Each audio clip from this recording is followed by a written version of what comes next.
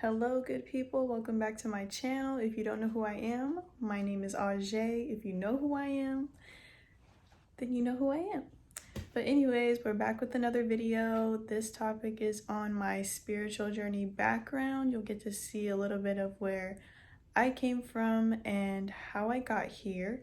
So I hope you enjoyed this video. Please make sure to subscribe, like, comment, share, all of that good stuff, I hope it's insightful. Enjoy!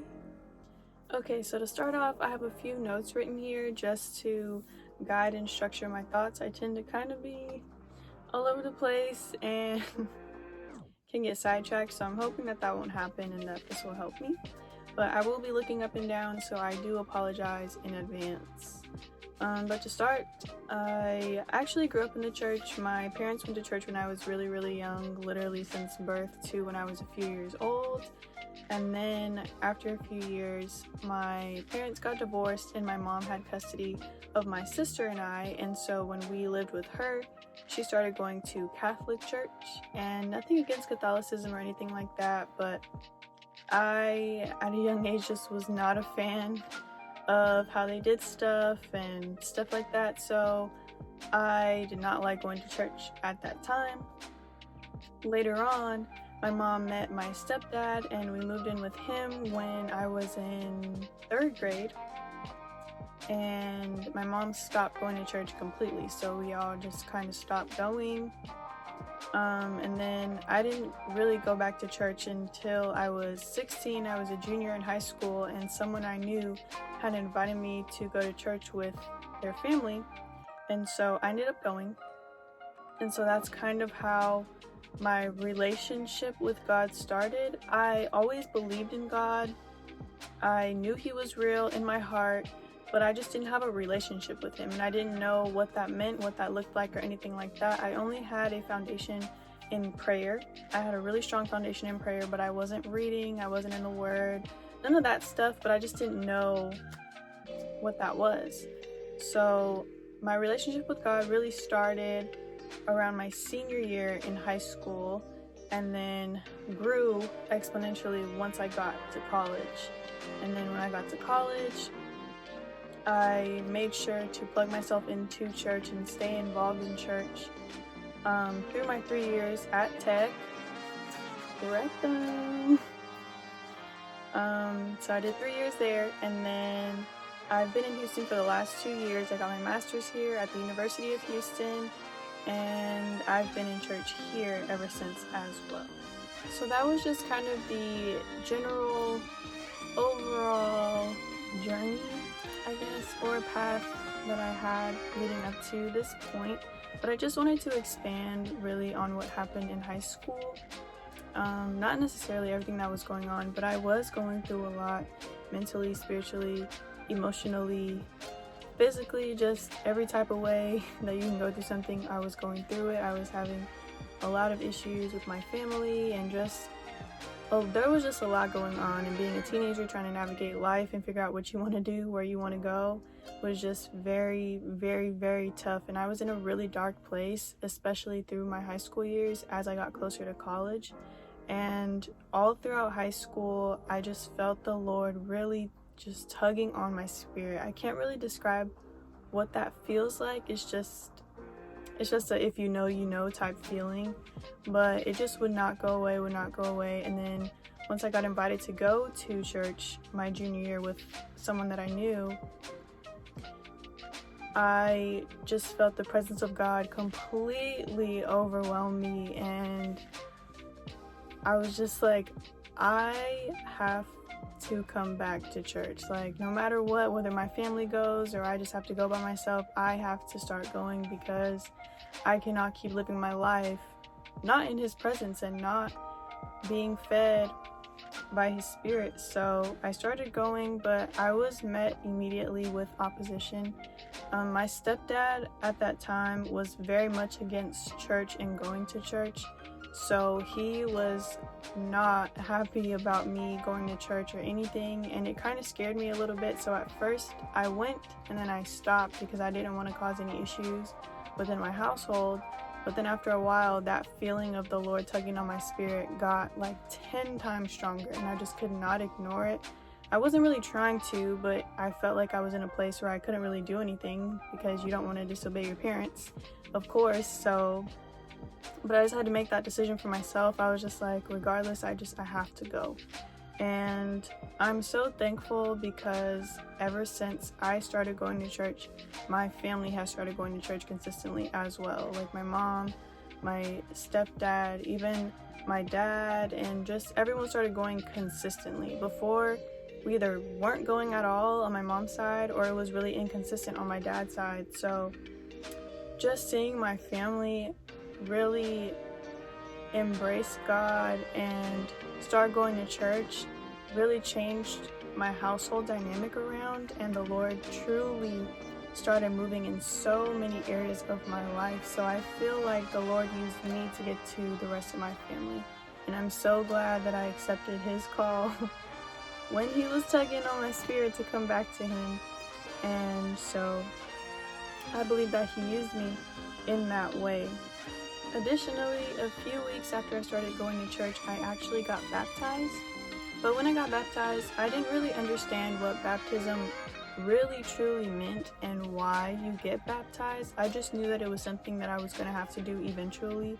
So when I did it, when I was 16, it was kind of more of a, I might as well just get this out of the way because I'm going to have to do it anyway. But I didn't really understand what that meant.